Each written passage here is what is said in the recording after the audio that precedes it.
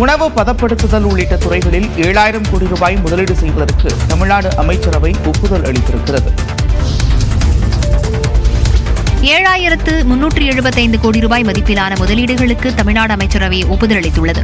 சென்னை தலைமைச் செயலகத்தில் முதலமைச்சர் மு.க.ஸ்டாலின் தலைமையில் கடந்த திங்கட்கிழமை 18வது அமைச்சரவை கூட்டம் நடைபெற்றது. இந்த கூட்டத்தில் உலகளாவிய திறன் மையங்கள், தோல் அல்லாத காலணி, உணவு பதப்படுத்துதல் உள்ளிட்ட தொழில் முதலீடுகளுக்கு அனுமதி அளிக்கப்பட்டுள்ளது. இவ்வாறு 7,375 கோடி ரூபாய் மதிப்பிலான தொழில் முதலீடுகளுக்கு ஒப்புதல் அளிக்கப்பட்டிருப்பதாகவும் இதன் மூலம் 19,000 பேருக்கு வேலைவாய்ப்பு கிடைக்கும் என்றும் தெரிவிக்கப்பட்டுள்ளது. இந்த முதலீடுகள் மூலம் வேலூர், திருச்சி, தூத்துக்குடி, பெரம்பலூர் ஆகிய மாவட்டங்களில் தொழிற்சாலைகள் அமையவிருப்பதாகவும் கூறப்படுகிறது. முன்னதாக சென்னை, மதுரை உள்ளிட்ட மாநகராட்சிகளில் ஆட்சேபனையற்ற அரசு புறம்போக்கு இடங்களில் வசிக்கும் 86,000 பேருக்கு பட்டா வழங்க அமைச்சரவை ஒப்புதல் அளித்திருப்பதாக முதலமைச்சர் தெரிவித்திருந்தார்.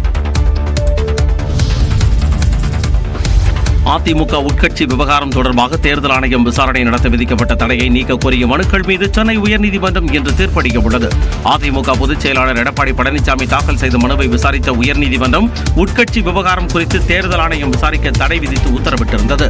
இந்த தடையை நீக்க கோரி ரவீந்திரநாத், புகழேந்தி ஆகியோர் சார்பில் மனுக்கள் தாக்கல் செய்யப்பட்டன.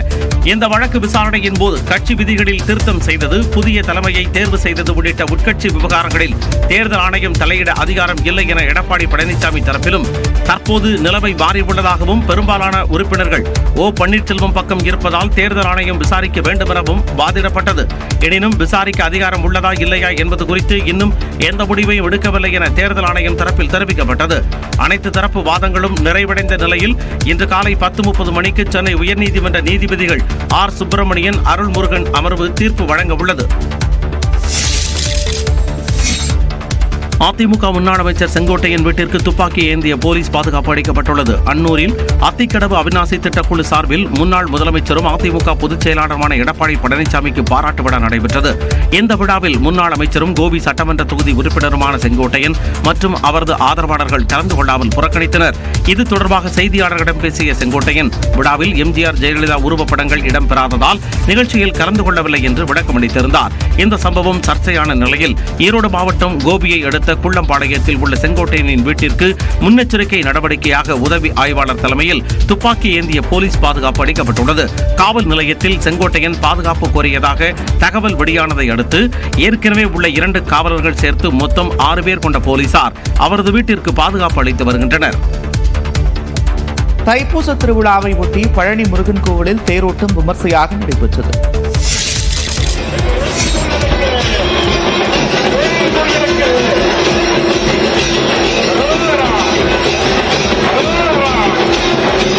பழனியில் தைப்பூச திருவிழாவையொட்டி 46 லட்சம் ரூபாய் மதிப்பில் புதிதாக உருவாக்கப்பட்ட தேரில் முத்துக்குமாரசாமி வள்ளி தெய்வானையுடன் வலம் வந்தார். இதனை ஆயிரக்கணக்கான பக்தர்கள் வடம் பிடித்து இழுத்து வழிபட்டனர்.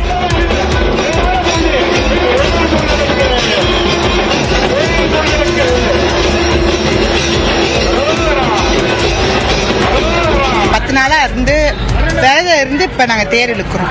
நல்லா இருக்கு, வைபா நல்லா இருக்கு. சென்னையில இருக்கோம்.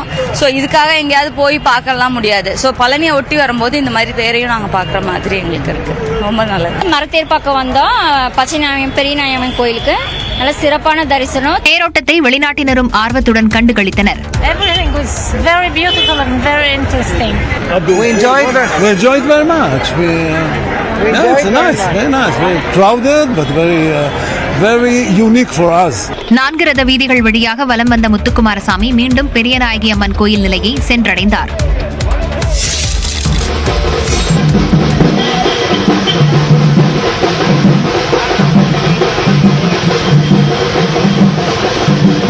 தைப்பூசத்தை ஒட்டி பழனிக்கு பக்தர்கள் காவடி சுமந்து கொண்டு பாத யாத்திரையாக சென்ற காட்சிதான் இது. தமிழ்நாட்டின் பல்வேறு பகுதிகளில் இருந்து தைப்பூசத்தை ஒட்டி ஏராளமான பக்தர்கள் பழனிக்கு படையெடுத்தனர். பாத யாத்திரையாக சென்ற பக்தர்கள் காவடியை சுமந்து கொண்டு ஆட்டம் பாட்டத்துடன் முருகனிடம் தங்களது கோரிக்கைகளை முன்வைத்தனர்.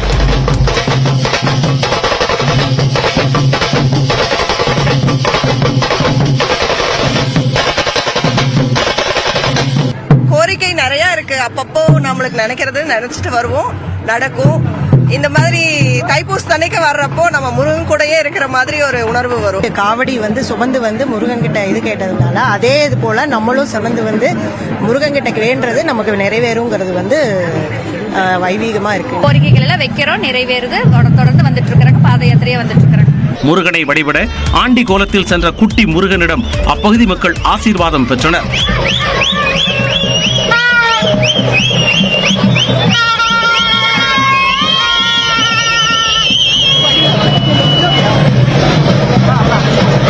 முருகனிடம் முன்வைக்கும் கோரிக்கைகள் நிறைவேறுவதால் ஆண்டுதோறும் காவடி சுமந்து வருவதாக பக்தர்கள் நம்பிக்கையுடன் தெரிவித்தனர்.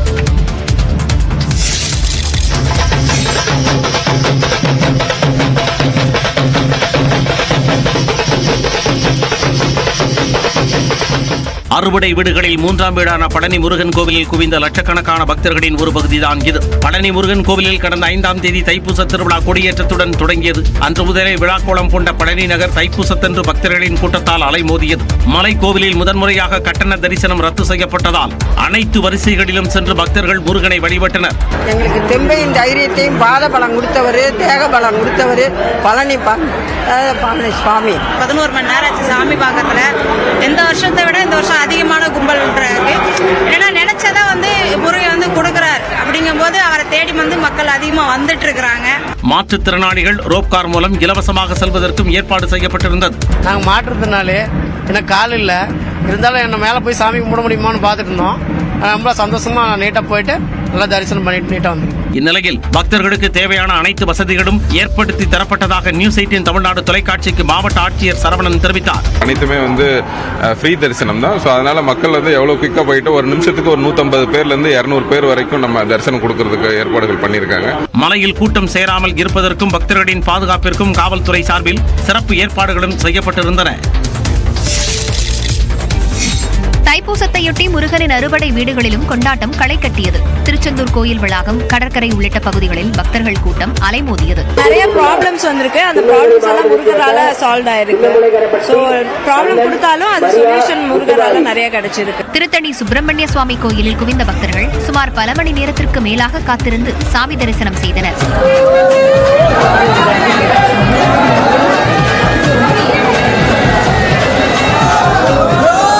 முருகனின் முதல் படை வீடான மதுரை திருப்பரங்குன்றத்தில் தைப்பூச விழா அமைதியாகவும் விமரிசையாகவும் கொண்டாடப்பட்டது. சீக்கிரமா பார்த்தோம், நல்லபடியாக நல்லா பார்த்தோம். அங்கங்க போலீஸ் நிறைய பாதுகாப்பு போட்டிருக்காங்க, பிரச்சனை நல்லா பார்த்துட்டோம். கும்பகோணம் அருகே உள்ள சுவாமிமலையில் சாறை சாறையாக பக்தர்கள் குவிந்து சாமி தரிசனம் செய்தனர். கோவை மாவட்டத்தில் உள்ள மருதமலை முருகன் கோயிலில் பக்தர்கள் கூட்டம் அலைமோதியது. வடவள்ளியிலிருந்து மருதமலை கோயிலுக்கு செல்லக்கூடிய சாலையில் போக்குவரத்து நெரிசல் ஏற்பட்டது. இதேபோல செங்கல்பட்டு மாவட்டம் திருப்போரூர் கந்தசாமி கோயில் பக்தர்கள் வெள்ளத்தில் நிறைந்திருந்தது.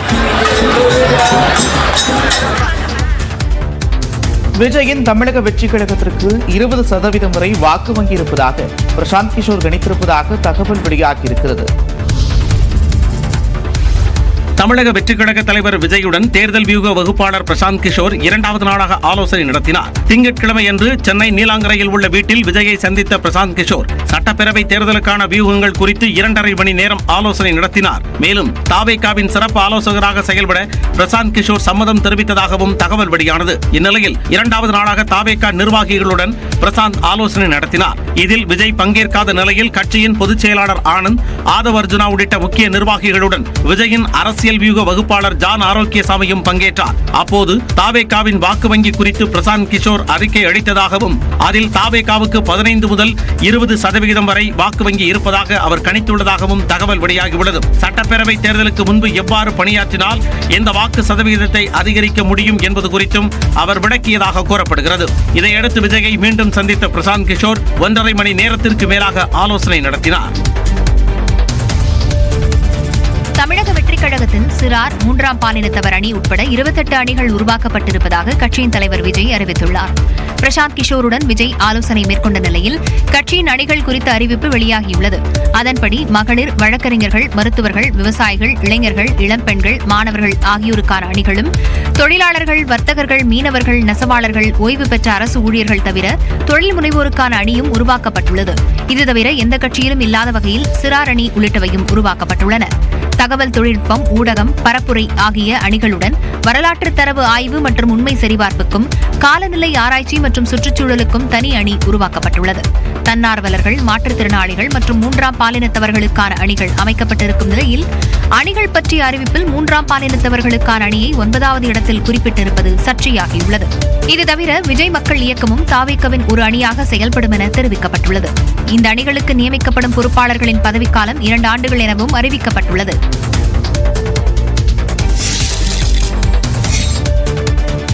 தாவேகா தலைவர் விஜயை தேர்தல் வியூக நிபுணர் பிரசாந்த் கிஷோர் சந்தித்த நிலையில் தற்காலத்தில் அரசியல் வியூக வகுப்பாளர்கள் தேவைப்படுவதாக பாமக தலைவர் அன்புமணி ராமதாஸ் குறிப்பிட்டார்.